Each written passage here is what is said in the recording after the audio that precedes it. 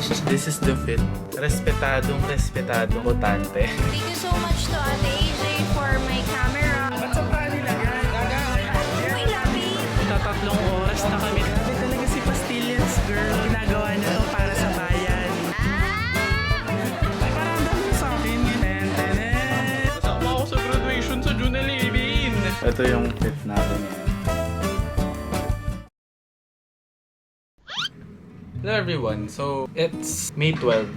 Tama, May 12, botohan ngayon sa local and senatorial level. 3 o'clock na, pero inaantay na lang namin sila ate para sabay-sabay na kami pumunta sa precinct namin. Hindi ko sure kung kakain kami today, Mother's Day kahapon, pero busy si ate so hindi kami nakapag-celebrate. Pero nung nagsimba naman ako, celebrate namin yung birthday ni Jazz and yung Mother's Day since magiging mom na siya. Samahan niyo lang ako today. I don't know kung ano yung mangyayari. Kasi may part sa akin na parang nawala na talaga yung pagiging makabayan ko or pag-asa ko sa bayan. Pero ngayon, I don't know kung ano nangyari sa akin. Nung huling 2 araw ng election, parang nagkaroon ako ng, anong tawag dun, yung liyab sa puwet.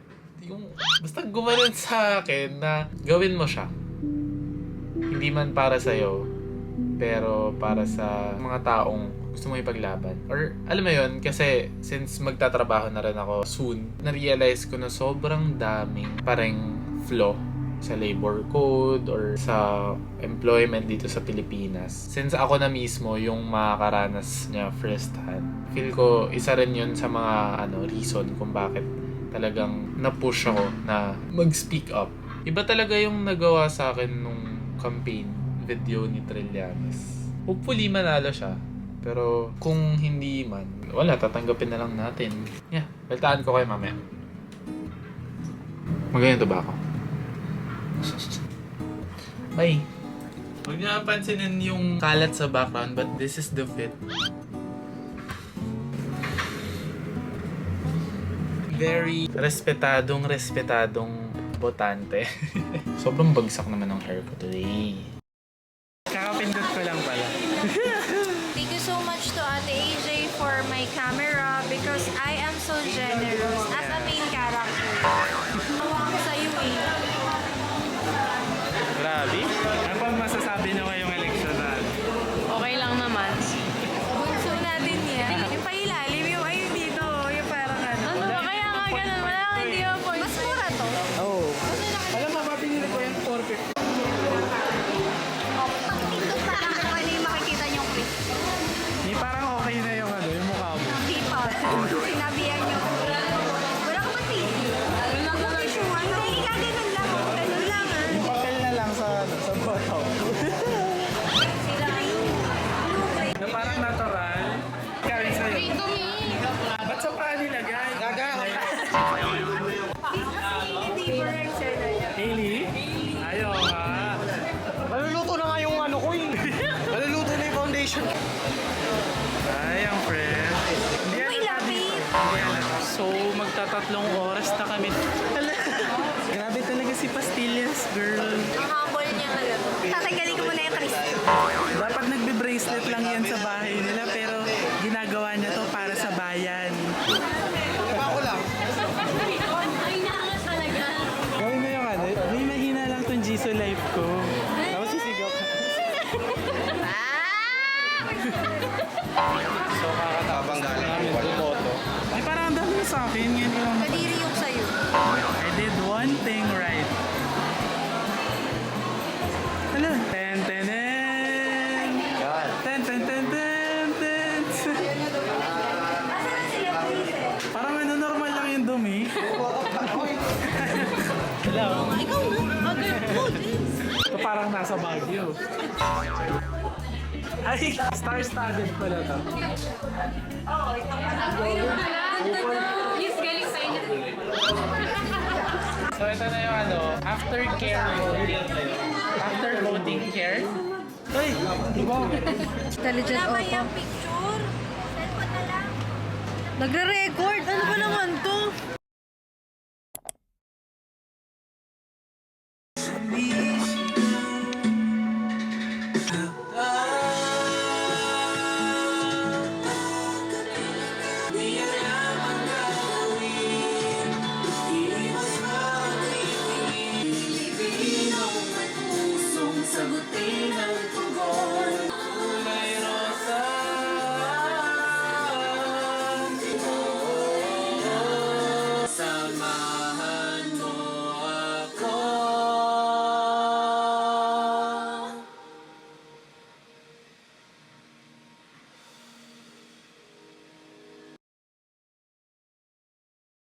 Hello everyone! Pupunta ako ngayon sa UST. Pa-file ko na or basta ipapaalam ko kay Ma'am Mickey na sasama ako sa graduation sa June 11 para ma-account nila yung pangalan ko. Ganyan, nasikasuhin ko na ngayon. So ito yung fit natin yan. Very estudyante lang na yellow day.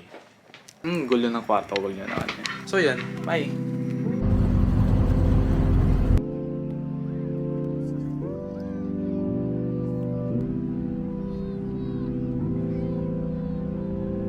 Wala akong napala.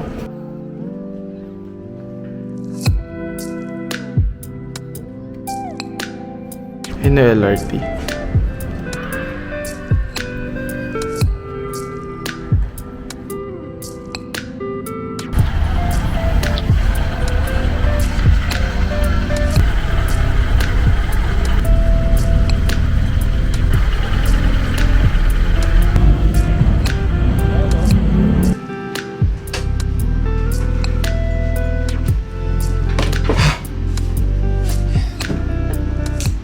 Okay, literal na kakauwi ko lang. Bad trip ako and pag-usapan natin. Yung main reason na pinunta ko doon is wala doon. Pero kasalanan ko yun, okay? Nagtry ako tumawag sa kanila. Hindi kasi nagri-ring yung telephone namin. Hindi ko alam ang tagal na ganun. Kaya parang dumiretso na lang ako sa school. Nisip ko na baka nandun yung college secretary. Pero wala, may immersion daw. So, okay lang.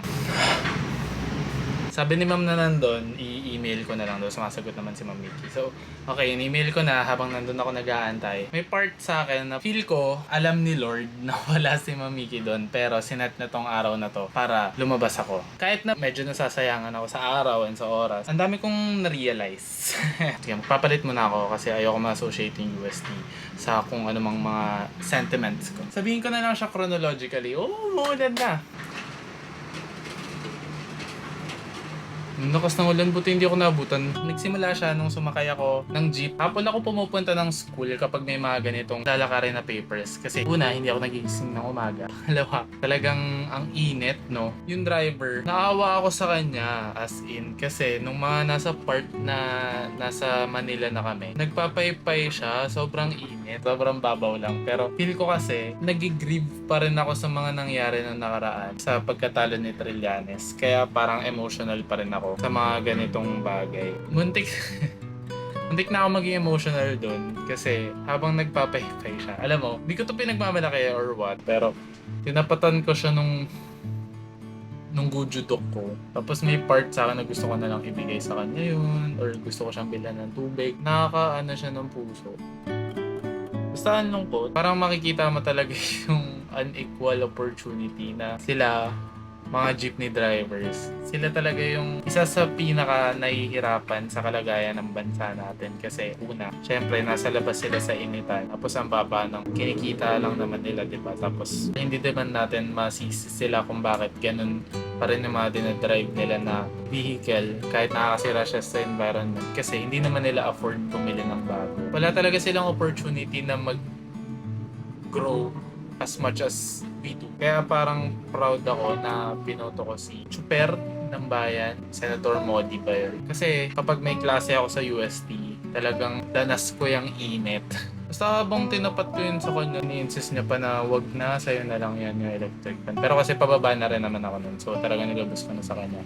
Tapos ayun, habang naglalakad ako papuntang UST, merong isang estudyante, tinatanggal niya yung sticker ni Chel Jokno dun sa pole sa may Pinoval. Tapos parang alam mo yun, yung mga little acts of kindness. May mga ganun tao na parang would go out of their way matanggal yung sticker ni Chel Jokno kasi alam nila na bawal na nga ngayon yung may mga gano'n na poster. Kahit na ganito yung nangyari sa city namin, mas mahalaga na tignan mo yung brighter side. Nung pauwi na ako, sumakay ako sa jeepney. Nakita ko ang kaisa-isang sticker na nakalagay dun sa tabi ng driver, Bam Aquino. And na-appreciate ko yun kasi kahit sila mulat na, yung driver din na yun, may pumasok na dalawa, hindi niya na pinagbayad. Sobrang saya ng puso ko kasi kahit na ganito yung nangyayari, it's a win talaga. Thank you, Lord.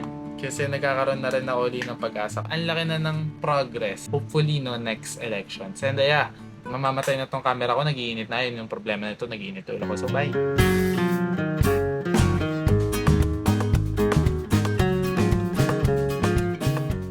Ayoko ayoko na nakatingin sa camera. Mas nakakapag-focus ako kapag kung saan nakatingin and hindi ko yun napapansin. Ngayon lang na parang may nag-call out sa akin dun sa TikTok. But yeah,